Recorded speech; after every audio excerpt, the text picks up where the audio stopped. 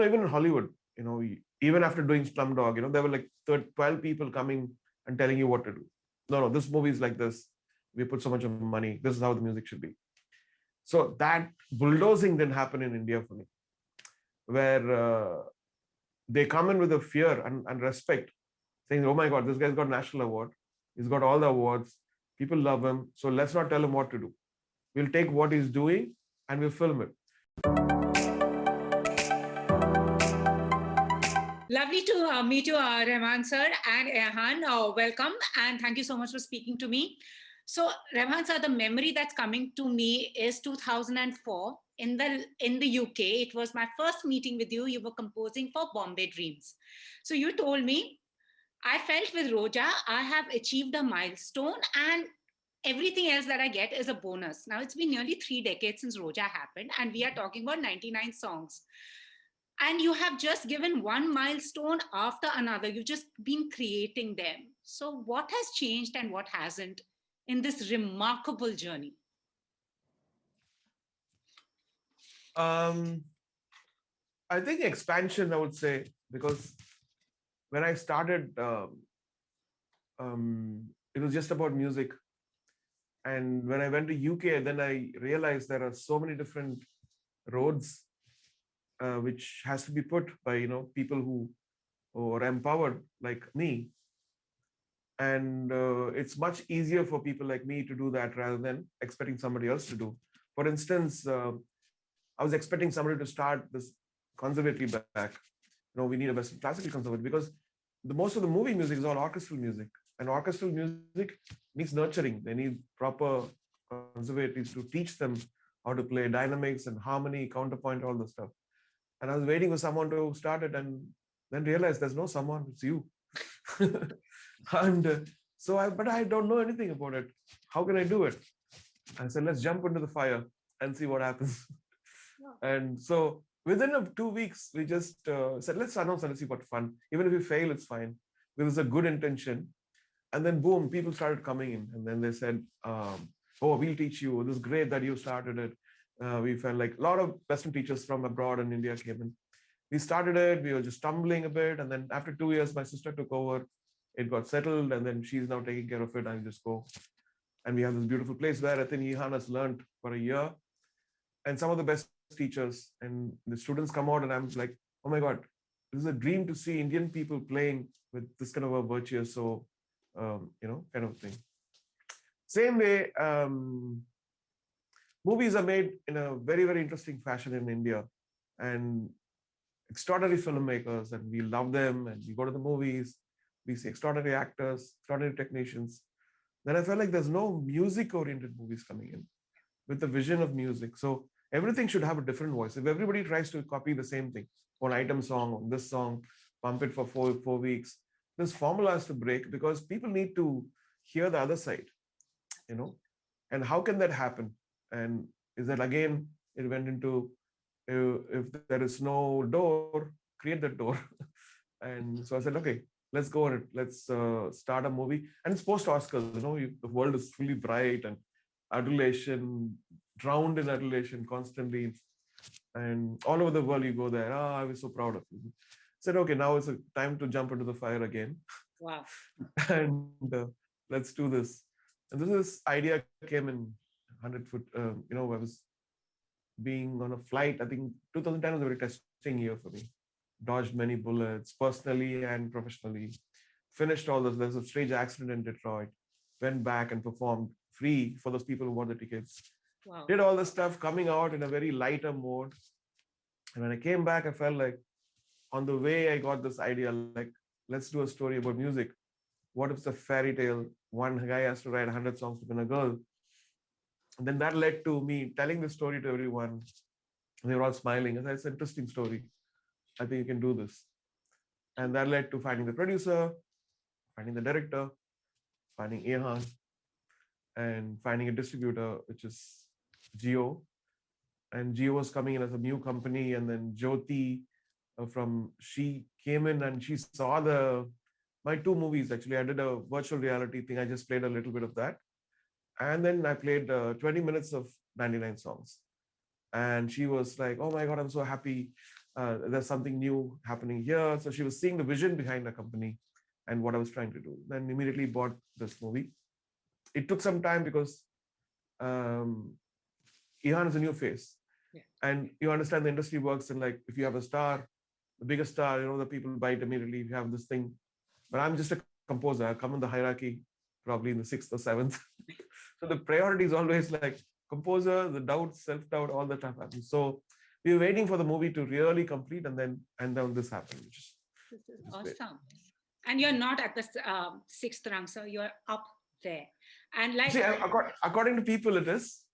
To the industry, for them to put money, it's always, you see yourself, and that's the reality. well, So interesting that producer, you say. director, hero, heroine, and then comes the composer. I always say it's Mr. Rahman, everything else comes secondary after That is the love of the people. I understand that. That's the reason why I made this. That conviction made me take the plunge into the sea. And I'm so glad you did that. And Ehan, apparently there were thousands auditioned for it. And when you were selected and to star in a film being produced by the maestro himself, what was it like? I mean, Rahman sir is such an eminent figure in our life. He's someone who has inspired us, inspired the whole India. And to have a film which is produced by Rahman sir and written by Rahman sir, it's a dream debut for me. And more than that, I'm so happy that it's not just Hindi, it's releasing in Tamil, it's releasing in Telugu. And when I actually saw the trailer for the first time, I was blown away because my director didn't allow me to see the screen throughout the shooting process because it was his vision that I'll break my character. But when I actually saw the film, I saw the trailer, I was blown out, I was crying. And so does everyone. Everyone is like the comments that we're reading on the trailer and the review about the music. There were few articles which said that this album is the savior in COVID times. Okay. And so I'm just so overwhelmed with all the response. I have no idea. Every time I wake up, I check my social media. It's like bombarded with so much good stuff, like about the songs. People are making covers. The albums are trending in all 3 different languages. The trailer is trending. People are saying this is like a new wave of cinema. This is like a visual cinematic experience. And it was all possible because of the vision of the legendary person who's in front of us right now. Absolutely. And him believing in me to have a debut like this, it's like a massive debut any debutant could ask for. It's like that film. You do films and you become that very good actor, and then you have a film like this. So it's that first film. I'm on cloud 99. Totally. Rahman, I want to ask you one thing. What happened when producer Rahman met the composer and writer Rahman? Now, they're 2 different people. Was there any duality, this tussle happening? The only not conflict, is the self-torture which the writer Rahman did on the composer Rahman was more. Because here, there are many songs which are really unrealistic situation. Like one song, Can You Change the World? Do you have that song? And that is the question I asked myself. I have to write that for this movie, and I have to make people convince people that this is the song which she did, which changed the world. And it's very subjective, right? The greatest song which changed your life is different from the what song changed my life. And so there are many other things which I want to do musically, which I knew that nobody else would accept it. Like the Hum Nawa song, it has a kind of Bach fugue kind of a start. And I would just try that whole idea of having 2 melodies going simultaneously and then a voice actually doing something on top of it. And it has to sound Indian. It has to be in Hindi, Tamil, Telugu. So how do you just, and then the jazz, you have this icon called Usha. We all grew up with her, singing jazz, and oh my God. So it is actually inspired by her character. There's a character in this called Sheila.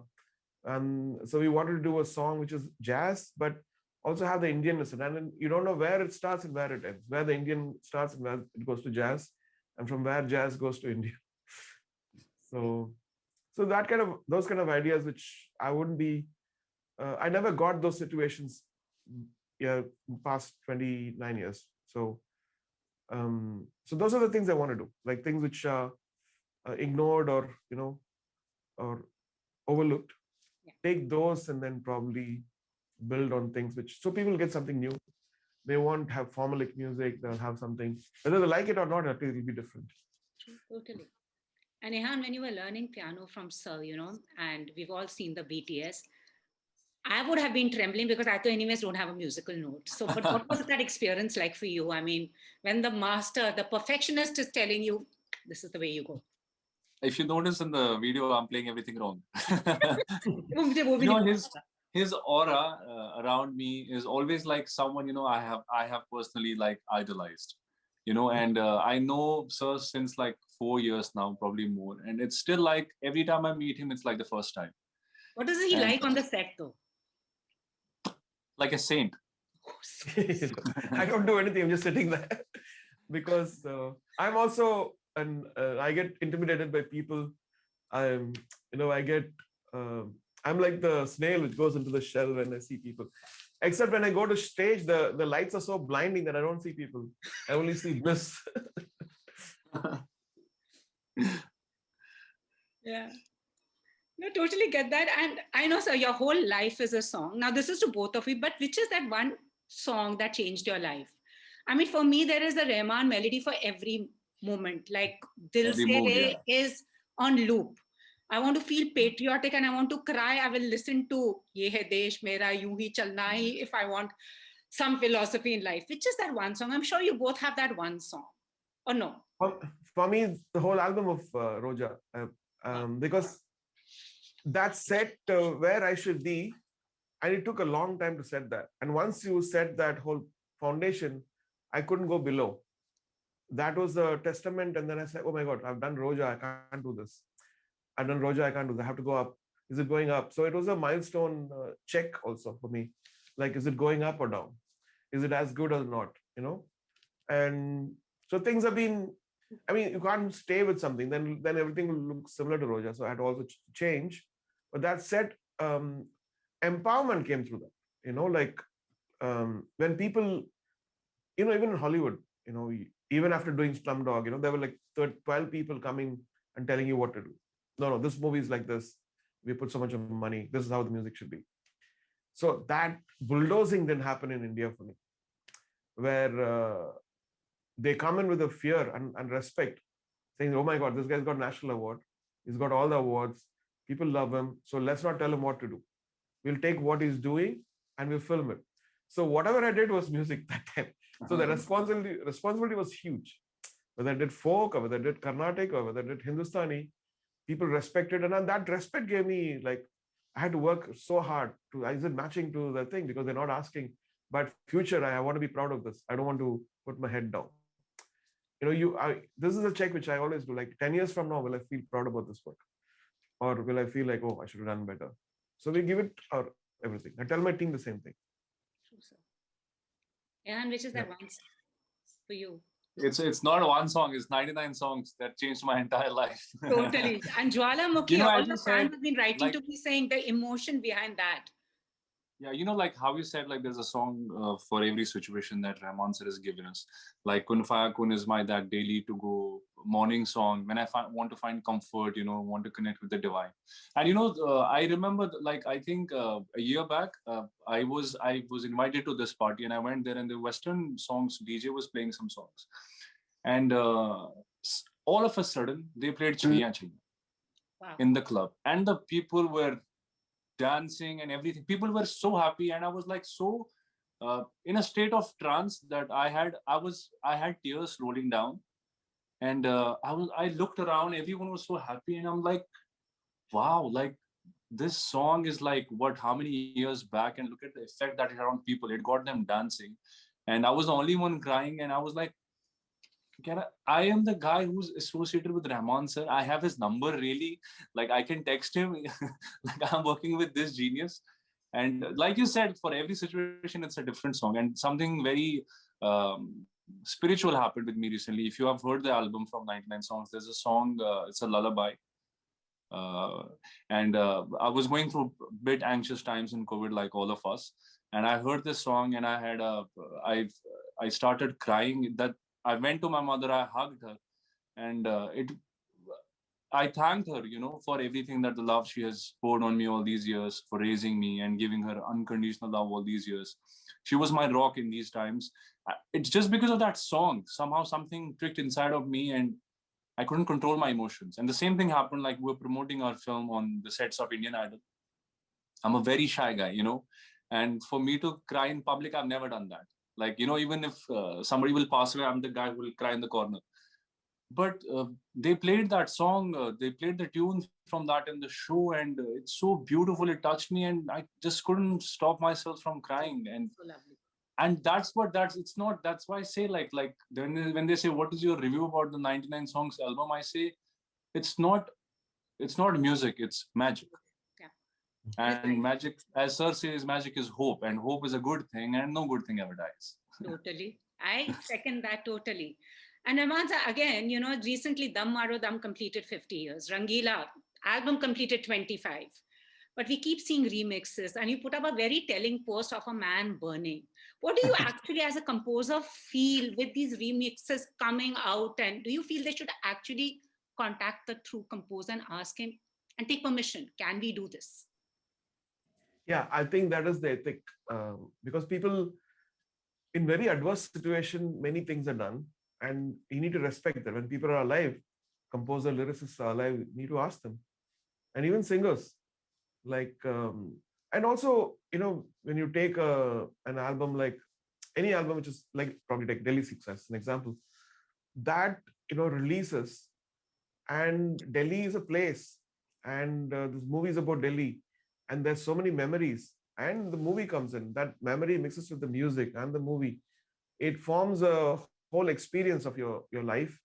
Suddenly somebody takes that and then do something different for another movie, somewhere it's like unholy, like the Totally. whole respect of the feelings of those millions of people who listened to it, who cherished it, who stood by it, and so even I don't finger around my composition. Sometimes I feel like if I change too much, people get upset, because now it belongs to them, it's gone away from me, and they own it. If I mess it up, I will be hurting their feelings. Even in the concert, I say, let's not change too much, go back to the basics, and the foundations of the song should be the same. And now also some people remix, and they don't even put the name of the original composer, lyricist, the people who have, so they call it recreation, I believe. Apparently, it's recreation. Recreation. And so no, I think it's not to do with the musicians, because the musicians are listening to, everybody has to survive. I think the whole system has to understand that need to have respect. And also there's so many amazing talent out there.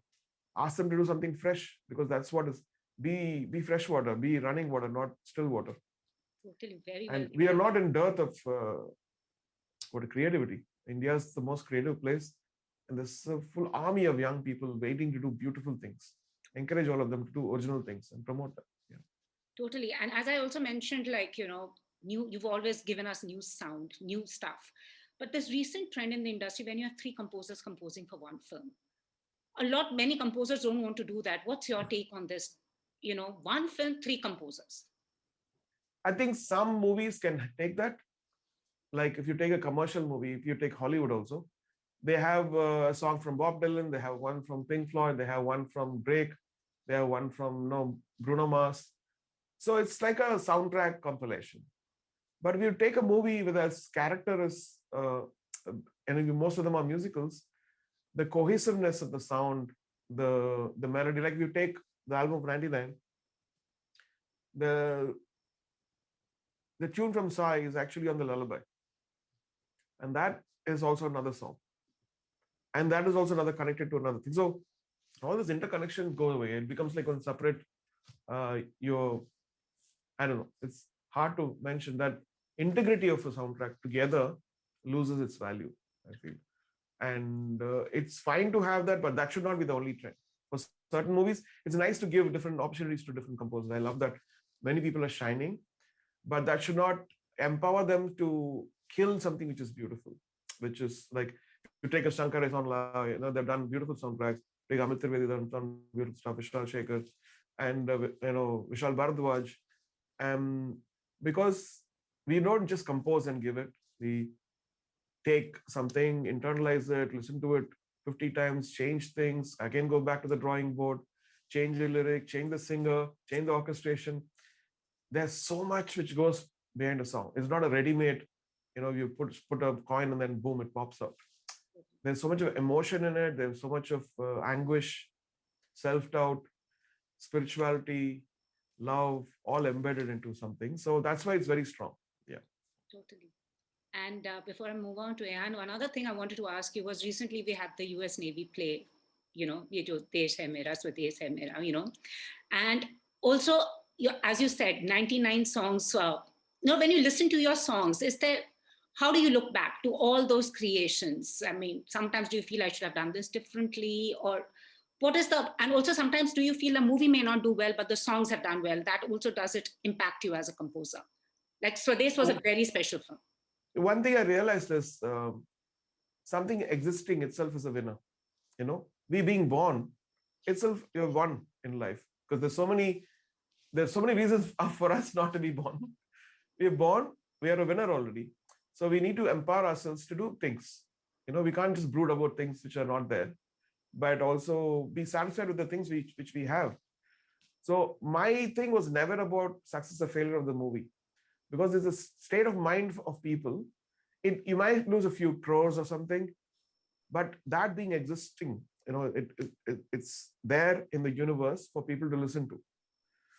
Being a flop means that even the music is now not being promoted. It's not there with the people. So for instance, they'll say, as a movie, I knew what all harsh comments it got at that time. And I knew that the movie is beyond that.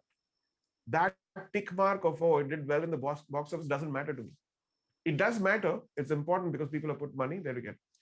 But every piece of art, every piece of hard work stays eternally, as long as the YouTube or anything, any medium stays there. And that is a success. So we have to be sincere. I don't say, oh, this man is going to make a bad movie. It's a low budget movie. I'll make something mediocre. No. I just work 3 times more against that thought which comes to me and fight it out. It's like, no, I have to make the best thing for this guy because he's trusted me, and he's come to me. So I need to work 4 times more. That is why I don't do many movies. And for me, it doesn't matter whether I'm doing it free or with a lot of money given to me. When they see my name, they have a trust. There's a brand trust. Okay, they are strong. So we love it. So when whatever I'm doing actually free requires 5 times more energy, because you have to get that into that level of people are paying. I had to pay sometimes for the orchestra. I had to pay something more for my assistants. I said, my name is there. Nobody knows whether I did it free or they know that I've done it. So they're going to judge me. And that work, which is less concentrated, might always pop up at the top. See, look how bad he's done. Totally. So this is what I tell my people, like any work you do, you should work 100%. So what was your reaction when the US band was playing Swadesh Hai Mera? I mean, it was rather emotional for me. So I felt like, I think we all should feel proud about it, because our music penetrating there and that happening is probably the success of Indian music industry, film industry, and the impact of what it's done. Thanks to Ashutosh Pawariker and Javed Akhtar and Shah Rukh Khan. So Ehan, your most moment that you will never forget in time after this. Now the movie is finally releasing. Any Friday jitters to both of you? Yeah, it's like in these times, the film is releasing in theaters. We couldn't have asked for anything better than this. Whereas a lot of massive ones are releasing on OTT, we're getting a theatrical release, which is not just Hindi. 3 languages. What's that? So that itself is a big statement, like our movie releasing in 3 languages all around the world.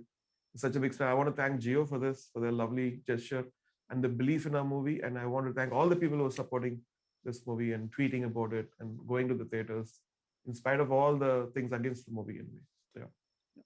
Totally. And thank you so much for speaking to me, Rahman. As you said, 99 songs for a girl he loves. Are you romantic at heart? Because you have given us tremendous love songs. There's only a romantic can come up with this. I love everything. as I told in the Oscars, I see everything with a glass of love. So everything becomes love.